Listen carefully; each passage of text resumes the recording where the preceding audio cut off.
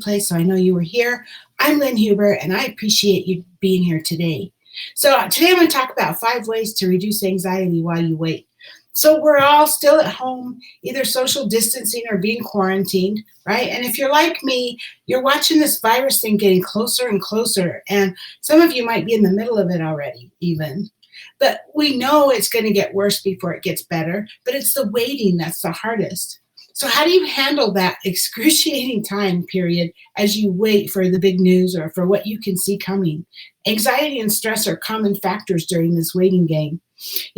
For me, I have to fight off panic lately. I've been watching the news and the maps of the United States showing where all the viruses, the colors of the states based on how many people in your state have it.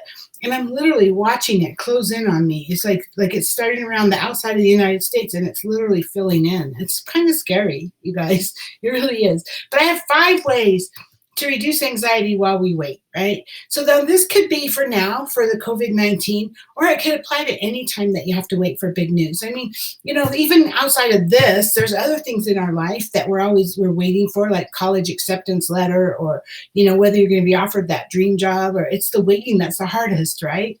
So number 1, prepare ahead. So what steps can you take to prepare? It's important to plan for both a positive and a negative outcome. And for example, if you're waiting for news from a doctor, then you can start to research different treatments, or you can reach out to your support network for guidance.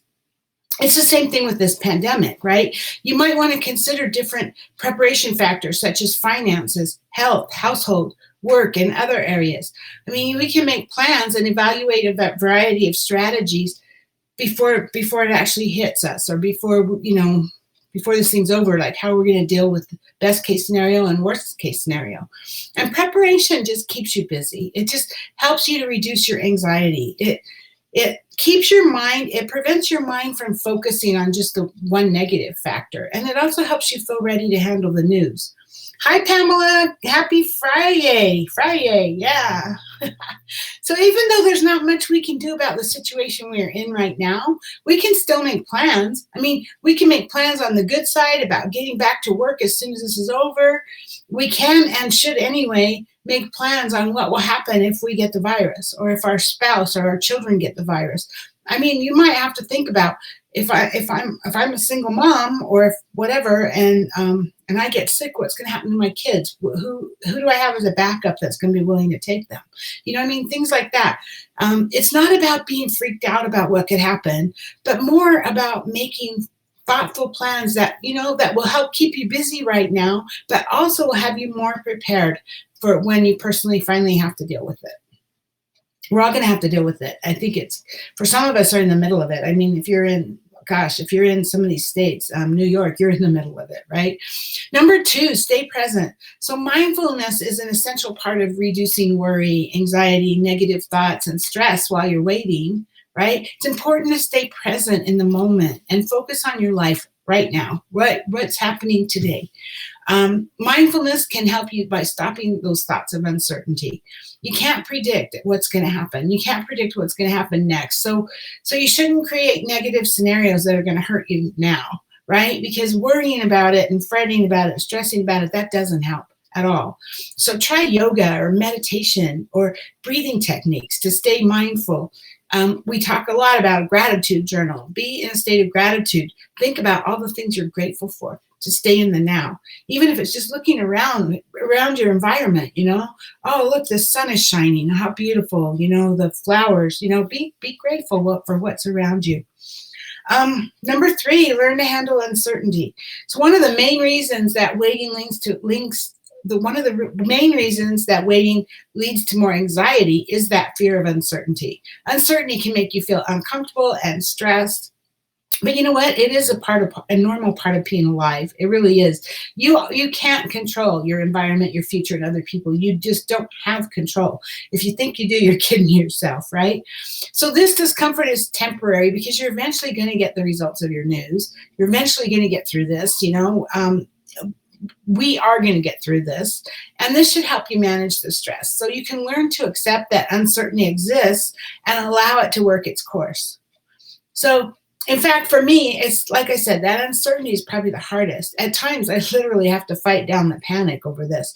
But somehow, reminding myself that it's not just me, that everyone in the world is also going through this with me right now, that helps me. That helps calm me down, because somehow it just helps for me to know that I'm not in it by myself. And together, we're going to get through it. I mean, the whole country is working on this. It's not just me. The whole country is getting sick together. The whole country, and we are going to get through this together. We seriously are. And that somehow that makes me feel better. It makes me feel like we are going to get through it. And the panic for me, it's rare. Don't get me wrong. It's not like I'm sitting here freaking out all the time, but I do have moments. I'm sure we all do during this thing. Anyway, number 4, distract yourself. Distractions can help you during long waiting periods. I mean, they offer stress relief and a way to move your attention to a different topic, a different subject. So consider exercising or reading a book.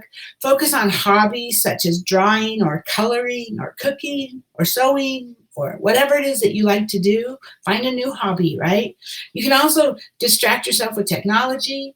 If you're in business, if you're still in business, continue to do what you can to ensure that your business keeps going. You know, even if it might be less now because of everything, because of the lockdowns and because of the social distancing and all that, there are still things you can do to keep it going. We are still making deliveries to our customers. And Richard is more than happy to knock on the door and leave the bag there so that you don't have to come in contact. So that's kind of social distancing, right? But if you can't work your business right now, there's still probably lots you can do, such as scheduling social media posts, reaching out to your customers to let them know how much you appreciate them, go through your systems and update them. And, on and on. There's so many things that you can do. There's always something you can do for your business. I saw a news story yesterday about 2 different businesses, local businesses that were hurting. One was a hair salon and one was a dentist. And the hair salon was getting through it by creating color packs that people could pick up and take home and color their own hair, right? Because that was the only way they could, that was helping them stay in business. The dentist was like, well, there's nothing I can do because there's a children's dentist and I can't have children in here right now. Well, you're right, and he was worried he had to lay off all his people, and I get it, it's true. He can't have all that, but he can do the same thing. I mean, he can work on social media. He can reach out to his customers to let them know how much he appreciates them. He can go over his systems and update them. All the things I just said, he can maybe go through his clinic and whatever you call it, his dental clinic, and see what he can update there. There's all kinds of things you can do to get ready for when the minute we are able to be back in business, we're ready to go, right?